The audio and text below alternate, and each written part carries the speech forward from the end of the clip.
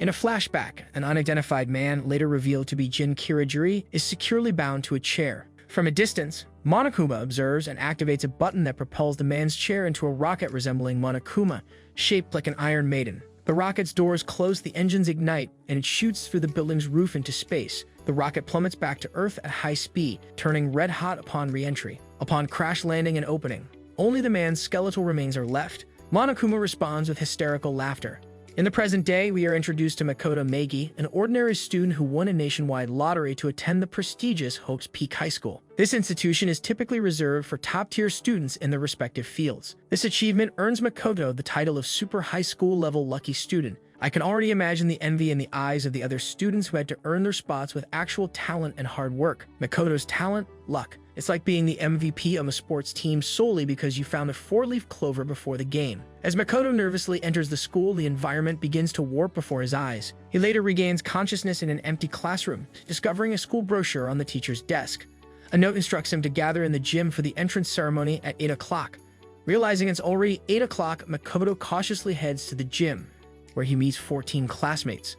Among them are Yasuhiro Hagakure, Super High School Level Fortune Teller, Hifumi Yamada, Super High School Level Fanzine Artist, Kiyotaka Ishimaru, Super High School Level Hall Monitor, Junko Enoshima, Super High School Level Fashion Diva, Chihiro Fujizaki, Super High School Level Programmer, Celestia Ludenberg, Super High School Level Gambler, Mondo Owada, Super High School Level Biker, Leon Kawada, Super High School Level Baseball Player, Aoi Asahina, Super High School Level Swimmer, Sakura Ogami, Super High School Level Grappler, Tuko Fukawa, Super High School Level Literary Girl, Bakuya Togami, Super High School Level Hair, Kyoko Kirigiri, Super High School Level, and the final student, Sayaka Mizono, Super High School Level Idol. During Monokuma's introduction as the headmaster, he reveals a shocking rule. The students must live on campus and are only allowed to leave if they commit murder. The students react with confusion and outrage, demanding an explanation. Mondo threatens Monokuma, leading to a violent confrontation that results in Monokuma exploding. Another Monokuma appears, warning of punishments for breaking rules before disappearing. The students, now uncertain and divided, attempt to find an escape. Byakuya decides to search alone, causing conflict with Mondo. Makoto intervenes but is punched by Mondo, losing consciousness. Makoto awakens in his new dorm room with Sayaka by his side. She explains that he was carried there after being knocked out, and she volunteers to be his assistant in finding an escape. The students gather in the cafeteria where Mondo and Makoto reconcile. Each group shares their findings: sealed exit doors, barred stairways, individual comfortable bedrooms, and a stock kitchen. Celestia suggests a safety measure of everyone staying in their rooms after 10 p.m. the next day. During a second meeting after further exploration, Monokuma crashes in and presents his first motive, a DVD for each student in the A/V room. The students find scenes related to their families. Makoto's video shifts to a destroyed room with no family in sight, causing him horror. Witnessing Sayaka's severe shock, Makoto reassures her that they can escape together. Sayaka, overwhelmed, embraces Makoto as the other students watch. Makoto Meiji took his time inspecting his room in greater detail. He discovered that the water would be shut off each night at 10 p.m., that he had a toolkit in his desk drawer, and that only ladies' bathroom doors had locks after reading a message on his bathroom door. When he attempted to enter his restroom, he discovered that the door was malfunctioning and difficult to open, and Monokuma arrived to show him how to unlock it. After Monokuma had gone, Sayaka came at his door, terrified, and informed him that someone had tried to break into her room. Makoto agreed to move rooms with her to make her feel more secure. Sayaka was noticeably absent at the breakfast cafeteria meeting the next morning. Fearing the worst, Makoto returned to his room only to discover that it had been ruined. He went into the bathroom and discovered Sayaka's body, which was covered in blood and had a knife stuck in her stomach. Makoto shouted and collapsed. Sakura Ogami dragged Makoto to the gym, and he awoke some minutes later. At Monokuma's request, the students met in the gym, where he taught them further killing game rules and how the class trials procedure works, including executions. If the pupils are unable to identify the perpetrator will go free, but the other students would be executed. If the pupils identify the perpetrator will be executed. Junko objected, refusing to participate in the trial. Monokuma became enraged and lunged at her, but Junko stepped on him, pinning him down. Monokuma reminds her that violence against the principal is against the rules and summons the spears of Gungnir from nowhere.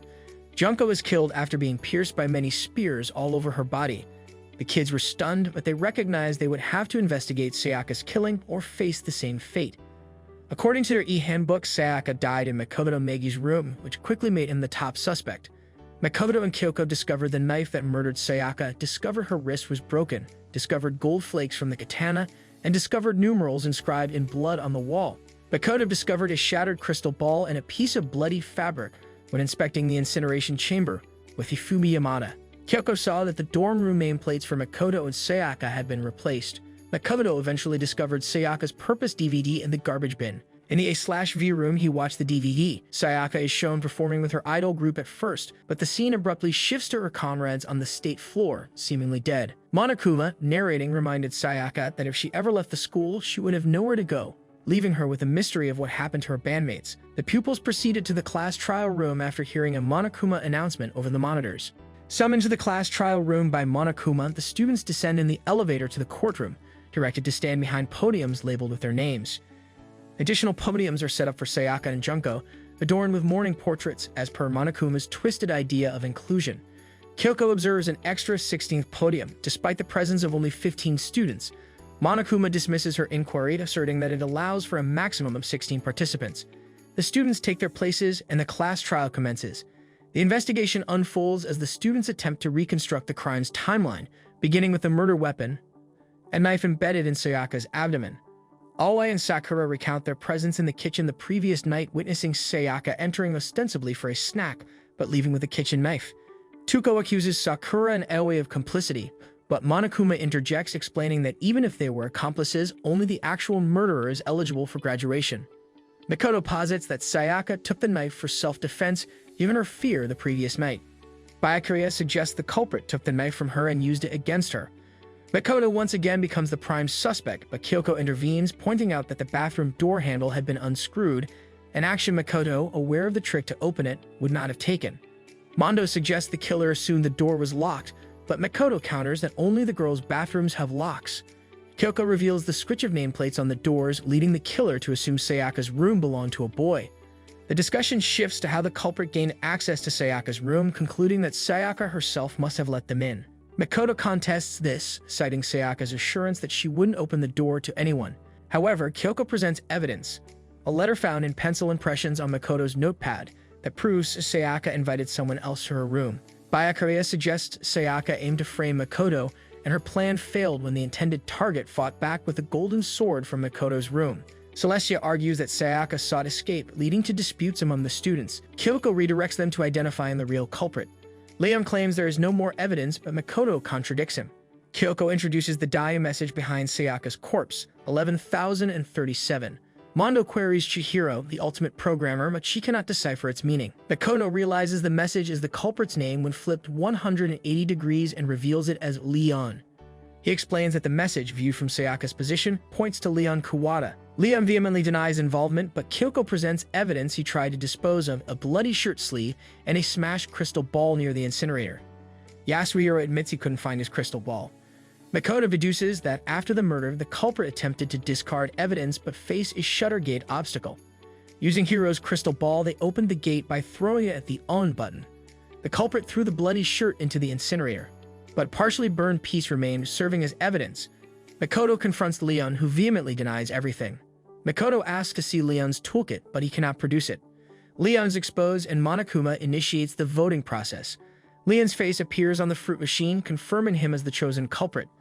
Monokuma gleefully announces Leon as Sayaka's murderer. Mondo demands an explanation, and Leon, breaking down, admits he had no choice but to kill her to avoid being killed himself. Leon's execution unfolds with a metal clamp securing his neck, pulling him through a corridor into a baseball batting cage. He is clamped against a pole as a pitching machine fires baseballs at him, gradually increasing in speed until a barrage of baseballs covers him in blood. The students behind a chain-link gate witness Leon's lifeless body hanging from the pole. After the execution, Monokuma emphasizes peaceful coexistence within the school to prevent more deaths. Makoto attempts to lunge at Monokuma, but is restrained by Kyoko, adhering to the no violence towards the headmaster rule.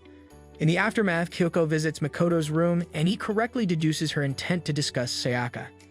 Kyoko reassures him, highlighting Sayaka's attempt to save him through the dying message. She encourages him to move forward, but Makoto insists on carrying the weight of Sayaka and Leon's deaths with him. Kyoko smiles, expressing satisfaction with his progress, and asks how Makoto knew she wanted to talk about Sayaka's case. Makoto replies with a touch of humor, quoting Sayaka, I'm psychic, just kidding. I just have good intuition. The episode begins with Makoto Meiji taking a shower while lamenting the murders of Sayaka Mizono, Junko Enoshima, and Leon Kawada following the first-class trial. The next day, Monokuma offers the remaining students access to the academy's second level, which leads to a library and a swimming pool, with gender-specific changing rooms where students can change and proceed through to the pool area.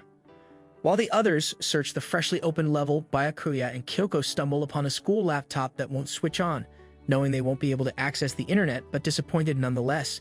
In his hunt, Makoto stumbles upon a letter indicating that Hope's Peak Academy has suspended school operations and would resume them after the issue has been rectified. Unaware of what this signifies, they set it away for later. Byakuya brings them to a room full of classified files containing numerous crimes. As the students gather in the library, they resume their discussion about the killing game, with Chihiro declaring that she doesn't like it and doesn't want to murder her friends, prompting Byakuya to scoff that everyone had decided to kill Leon themselves.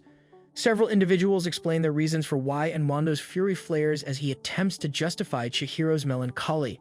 Byakuya mocks him, and Kiyotaka tries to stop Mondo from lashing out, but the biker storms out of the library in rage. Several people begin to leave, and Tuko admits she has lost faith in everyone, and that no one would care if she died as long as it wasn't them. The remaining students in the library are exhausted by the drama and go away shouting.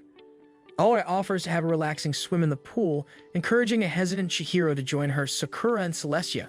When Monokuma discovers that the changing rooms are closed, he explains that e-handbooks are necessary to enter and are restricted to the assigned gender only, otherwise the offender will be shot down by a machine gun. Later that night, Makoto runs into Tuko in the library, who is staring at Byakuya with a love-struck face. He tells her to leave him alone and take a shower, alleging that she stinks so awful that he can smell her from a long distance away. Tuko accepts, dejected, and is followed by Makoto, who tries to reassure her that Byakuya's manners were never the finest. She simply appears to believe he is concerned about her and her cleanliness, and that she and Byakuya are the ideal pair. She skips back to her room, leaving a surprised Makoto behind. Later, Makoto is pulled into a confrontation between Mondo and Kiyotaka and forced to judge their battle of endurance in the sauna. Makoto finally abandons them to finish the tournament, resulting in the two lads bonding in the sauna, as proven by how close they are the next day. Monokuma then gathers the kids for a pep rally, announcing his next motive. Unless someone is murdered within the next 24 hours, he will publicly divulge everyone's darkest or most shameful secrets. Despite people's amazement at seeing their own secrets put on paper, Makoto feels no one would kill over something so insignificant, especially because his own secret, wetting the bed until 5th grade, is far too insignificant. Despite these concerns, he awakens to learn that someone has died overnight. Makoto runs to the cafeteria to check on whoever is missing, and they decide to divide into parties to find whoever has died, with Byakuya rapidly enrolling Makoto as his partner. He brings him to the girls' locker room, where they discover Chihiro's body hung up as a crucifixion, with the phrase "bloodbath fever" inscribed in blood on the wall behind her. Kiyotaka enters soon after the two uncover her dead, and a report of the body finding causes the rest of the students to file inside, gaping in horror at Chihiro's death. Several anomalies are discovered during the investigation, including the late programmer's missing e-handbook, her method of death, a missing coffee stain, oddly matched posters in the locker rooms, and testimony from Celestia Ludenberg, who claims she ran into Chihiro the night before she died. This causes Byakuya to explain that the death must be the work of genociders Sho, leading Makoto into the confidential files section in the library to pick up the cases on the homicidal monster, with practically everything about Chihiro's death matching up to the murderer's victims' descriptions. Oi Asahina returns the two and reveals that Tuko has isolated herself in her room and will not come out or speak to anybody unless Byakuya is present. She then shakily apologizes to the hair and declares that genocider Sho would not add her to her body count. Makoto glances at Byakuya, and he appears absolutely calm, as if he knew what Tuko is talking about. This drives Aoi into a frenzy of terrified, bewildered inquiries with no answers. After this, Monokuma announces that the second-class trial for the murder of Chihiro Fujisaki will begin, with everyone gathering in the trial chamber. The episode commences with the ongoing trial for Chihiro Fujisaki's murder. The students are arranged in their designated seats in the courtroom, with Monokuma instructing them to discuss the weapon used in the crime. Makoto readies himself for the upcoming non-stop debate, with truth bullets loading on the screen. Byakuya initiates the debate by examining the Monokuma file, revealing that the victim suffered a fatal blow to the head with a blunt object. Yasuhiro suggests a metal pipe as the weapon, but Makoto refutes the claim, highlighting the absence of any pipe at the crime scene. Kyoko points out that the wound on Chihiro's head corresponds to the size and shape of the nearby dumbbell. Celestia dismisses this and asserts that the murder took place in the girls' locker room due to the bloodstain on the carpet. Moving on, Byakuya confidently declares he knows the identity of Chihiro's killer, Genocider Sho. Despite initial disbelief, Makoto supports Byakuya by mentioning the dossier they found on Genocider Sho in the library. Hifumi makes a mistake in his statement, corrected by Awa. Byakuya then reveals Genocider Sho's true identity as Tuko Fukawa. Oi objects, stating that someone who faints at the sight of blood couldn't be a violent serial killer. Byakuya insists she is both a show and a no-show, prompting Yasuhiro to criticize his poorly timed wordplay. Hangman's Gambit reveals that Tuko has dissociative identity disorder, causing shock among the participants. Toko protests, claiming Byakuya was meant to keep her secret. He dismisses her feelings and urges her to release Sho. As Sho emerges, everyone is horrified by her rowdy demeanor. Byakuya accuses Tuko of being Chihiro's murderer due to having a serial killer as her alter ego. However, Sho denies the accusation, asserting her innocence. A debate ensues, with Makoto suggesting keeping the suspect list open, but Byakuya maintains that Sho's modus operandi matches Chihiro's death perfectly. Makoto challenges this with the state-of-body truth bullet, revealing that Sho's victims are stabbed with scissors, not bludgeoned. Genocider Sho confirms this, stating she only kills attractive men with scissors. Makoto points out that Chihiro was male, leading to doubts about Byakuya's accusation. Byakuya, realizing the evidence against him, suggests the murder might have occurred in the boys' locker room. Kyoko reveals that Chihiro was, in fact, a boy, shocking everyone. Byakuya is surprised, prompting Yasuhiro to question how Chihiro could access the boys' locker room. Kyoko clarifies that she discovered Chihiro's true gender while examining the body. Makoto defends Byakuya, noting his genuine shock at the revelation. The discussion shifts to how the culprit accessed both locker rooms. Kyoko mentions finding the deceased students' e-handbooks in the foyer, suggesting the culprit used one to gain access. Celestia argues that anyone could use an e-handbook, but Kyoko disproves it, citing Liam's broken e-handbook. Only a male could have committed the murder. Makoto recalls Celestia mentioning Chihiro's meeting with someone, leading to the deduction that the culprit and Chihiro picked matching jerseys. Kiyotaka asserts that Chihiro's jersey must match the killer's, but Mondo's contradiction is exposed by Celestia's eyewitness account. Kyoko and Makoto highlight that Celestia never specified the jersey's color. Mondo becomes nervous and Makoto questions his previous statement, exposing the inconsistency. The truth gradually emerges, revealing Mondo as the culprit. Despite Kiyotaka's defense, Mondo admits to the murder, prompting Monokuma to start the voting. The correct verdict is reached with Kiyotaka's lone vote against himself. Monokuma initiates Mondo's execution, titled Motorcycle Death Cage. Mondo is strapped to a colorful motorcycle and the cage begins spinning, ultimately condensing him into a tub of butter. Monokuma mocks the student's sorrow, revealing Mondo's motive, the guilt over killing his own brother. The episode ends with Kiyotaka's emotional breakdown, emphasizing the cruel nature of the killing game. Oi opens the episode by lamenting the deaths of the fallen pupils. She ventures out on her own and comes across a dazzling light blazing in the darkness. A close-up of Chihiro's face is shown and Oi's cries can be heard echoing in the corridors. Following the class trial, a new level is open for pupils with spaces such as a game room, art supply room, and science lab. Monokuma summons all of the pupils to the gym, where he presents a new motivation, a 10 billion yen prize for killing and escaping. Everyone in the class believes that no one would kill for money. As Sakura Ogami wonders what's going on, Oi sighs and explains that she is Chihiro's ghost. The students quickly congregate in the public baths in search of a laptop that Chihiro had fixed. The AI alter ego is presently attempting to crack certain files on the laptop. Alter ego appears in front of Kiyotaka as Mondo Owada to tell him that it wasn't his fault for failing to stop Mondo before he killed Chihiro, resulting in his getting a fresh lease on life as Kyondo Ishida, believing Mondo's spirit to reside within him.